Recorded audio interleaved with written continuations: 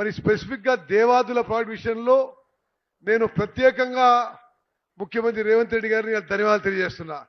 నేను వారికి వేరే చాలా కార్యక్రమాలు ఉన్నాయి, ఇలా ఫోర్స్ చేసి అలా తీసుకొచ్చిన. ఎందుకంటే ఈ ప్రాజెక్టు ఆన్ సైట్ విజిట్ చేసి అసలు ఈ ప్రాజెక్ట్ యొక్క మరి అద్భుతమైన డిజైను, ఒక 17 నియోజకవర్గాల్లో 5.5 లక్షల ఎకరాల ఆయకట్టుకి నీళ్లు పోయే విధానం, ఇది సుదీర్ఘంగా ఆలస్యమై ఏ విధంగా ఖర్చు పెరిగిపోయిందో వారికి ఈరోజు ఎక్స్ప్లెయిన్ చేసి తప్పనిసరిగా వారి సహకారంతో దేవాదుల ప్రాజెక్టు ఇది ఫిబ్రవరి 2026 నవంబర్ డిసెంబర్ 2027లో పూర్తి చేయడానికి ఒక ప్రణాళికబద్ధంగా ముందుకు పోతామని చెప్పి నేను మనవి చేస్తున్నా.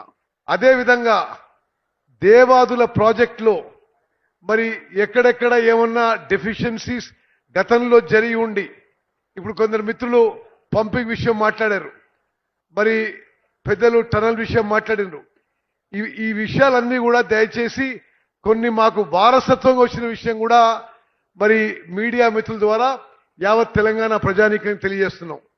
అయినా సరే గుర్తుపెట్టుకోండి, చంద్రబాబు నాయుడు గారు ఈ ప్రాజెక్టుని 2001లో కొంత కన్సెప్షన్ జరిగింది, ఇప్పుడు 2026. మరి చాలా మంది ముఖ్యమంత్రులు మారినరు, కానీ నా దృఢ నమ్మకం మరి ముఖ్యమంత్రి రేవంత్ రెడ్డి గారి నాయకత్వంలో ఈ దేవాదుల ప్రాజెక్టు సంపూర్ణ రూపంలో 2027 చివరిలో పూర్తయి 5.5 లక్షల ఎకరాల ఆయకట్టుకి గోదావరి నది జలాలు అందజేయబోతున్నామని చెప్పి నేను మనవి చేస్తున్నా. అదేవిధంగా నార్త్ తెలంగాణలో చాలా జిల్లాలకి ఇక్కడి నుంచి డ్రింకింగ్ వాటర్ సప్లై కూడా జరుగుతుంది. మరి వరంగల్ నగరానికి కూడా డ్రింకింగ్ వాటర్ ఇక్కడి నుంచే సప్లై చేయడం జరుగుతుంది.